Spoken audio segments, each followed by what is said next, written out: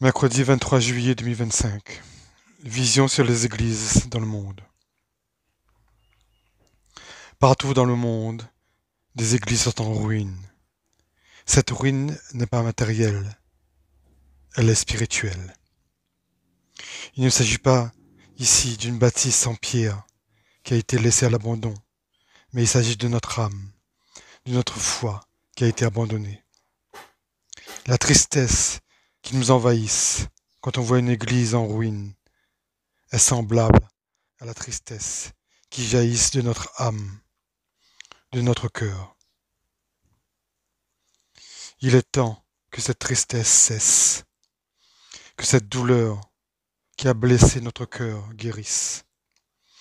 Et pour cela, nous avons tous, tout un chacun, un rôle à jouer. Pas un rôle comme au théâtre ou dans un film de fiction, mais un vrai rôle. Un rôle dans l'essence même de notre vie sur Terre. Un rôle dans notre foi, dans notre but sur Terre. Un rôle dans la rédemption, dans la résurrection de l'Église sur Terre. Un rôle dans la rédemption du peuple de Dieu. Un rôle dans la restauration de l'humanité. Je vous dis, frères et sœurs, ces mots peuvent sembler forts, démesurés. Ils peuvent faire peur, tellement la tâche est grande, tellement que la bâtisse est immense, tellement que le temple à reconstruire est énorme.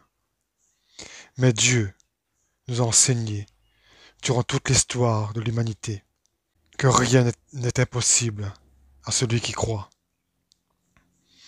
Dieu l'a déjà démontré à travers tous les prophètes, à travers toutes les histoires retranscrites dans la Bible. Souvenez-vous de l'histoire de Noé, de Moïse, de Joseph, de Élie, de Jacob, d'Abraham, de Paul, de David, de Pierre, de Jésus et tous les autres. Pour ceux qui ne connaissent pas toutes ces histoires, je vous recommande de lire la Bible, car vous trouverez toutes les réponses à vos questions à travers ces histoires. Vous trouverez les réponses à la question essentielle qui est celle-ci. Quel est notre but sur Terre? Pourquoi Dieu nous a-t-il créés? Une question immense, en effet, mais c'est une question essentielle. Et oui, c'est bien la question première que tout homme, tout un chacun, nous devons nous la poser. Car en effet, nous avons tous été créés pour un but divin, pour une mission divine, pour un but plus grand, telle une mosaïque qui représente une image, un tout. Nous sommes tous, chacun de nous, une pièce essentielle, un élément précieux et indispensable pour former le tout, pour former l'image parfaite.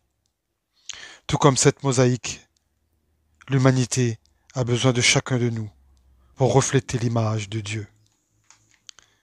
Vous vous dites certainement, oui, mais qu'est-ce que je peux faire, moi, un simple petit être, pour contribuer, pour être acteur dans cette immense mosaïque qu'est l'humanité? Eh bien, la réponse est très simple. Il suffit de remplir, d'exercer le rôle, le but que Dieu notre Seigneur nous a confié et qu'il t'a confié. Ce rôle, ce but, tu n'as pas besoin de le chercher, tu n'as pas besoin de le demander, car il est déjà en toi. Oui, ton but est déjà en toi, en chacun de nous, dans ton cœur, dans nos cœurs, inscrit dans ton ADN. Il suffit de l'activer, de le réveiller s'il est endormi. Car nous avons tous été créés avec des dons, des capacités, des savoirs, des connaissances que nous pouvons partager avec notre prochain. Et ce prochain, il n'est pas loin, il est à côté de toi. C'est un frère, une sœur, une personne étrangère, un inconnu, un pauvre, un sans-abri. un orphelin, une veuve, un malade, une personne âgée, un prisonnier. Cela peut être toute personne que tu rencontres dans ta vie. Ton but, c'est simple. Il n'est pas compliqué. Il s'agit d'offrir de l'aide, ton service gratuitement, sans rien attendre en retour. Jésus lui-même a dit, je ne suis pas venu pour être servi, mais je suis venu pour servir. Souvenez-vous, Jésus, il a prié pour les opprimés, les pauvres, les malades, les prisonniers, les exclus, les plus démunis. Il a lavé les pieds des pauvres, des exclus. Il a donné à manger à ceux qui avaient faim. Il a donné à boire à ceux qui avaient soif. Il a guéri ceux qui étaient malades. Il a pardonné à ceux qui ont péché. Il a été bon. Il a été miséricordieux. Donc, si Jésus a fait tout cela, toi aussi, tu peux faire ta part. Toi aussi, tu peux, avec les dons que Dieu t'a donnés, de faire ta contribution pour le peuple de Dieu. Car nous sommes tous un enfant de Dieu. Nous sommes tous une pièce de la mosaïque du peuple de Dieu, de l'humanité. Alors voilà ce que tu peux faire dès maintenant. Tu peux prier pour toute personne malade qui est dans la détresse matérielle ou spirituelle, pour les victimes des guerres, pour les opprimés, pour les exclus, les sans-abri, tous les exclus de la société, pour les prisonniers, qu'ils soient physiques, émotionnels ou spirituels.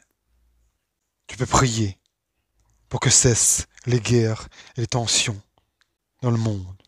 Tu peux prier pour les inégalités, pour les injustices dans le monde. Tu peux donner un peu de ton temps pour aider une œuvre humanitaire, une congrégation religieuse, une association qui œuvre pour les plus démunis. Faire un don pour une cause humanitaire, quelle que soit la somme. Car ce n'est pas la quantité qui compte aux yeux de Dieu, c'est la sincérité du cœur. Mais une chose importante dans tout ce que tu feras, fais-le avec bonté, avec sincérité, la sincérité du cœur. Fais-le avec amour pour ton prochain. Fais-le dans la compassion, avec la paix dans le cœur, avec la vérité dans tes paroles, vérité dans tes actions.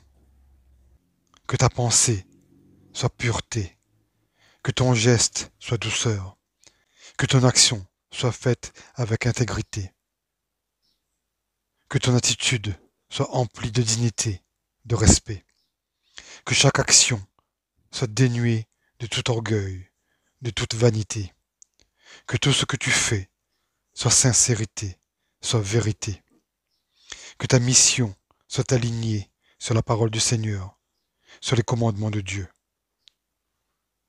Voilà, voilà ce que tu peux faire. Chacun d'entre nous, on peut faire pour restaurer l'Église de Dieu sur terre, pour restaurer l'humanité, pour restaurer cette mosaïque qu'est le peuple de Dieu, cette mosaïque qu'est l'humanité. Tous, nous sommes une pièce, nous sommes un élément essentiel. Que la paix du Seigneur soit avec chacun de vous.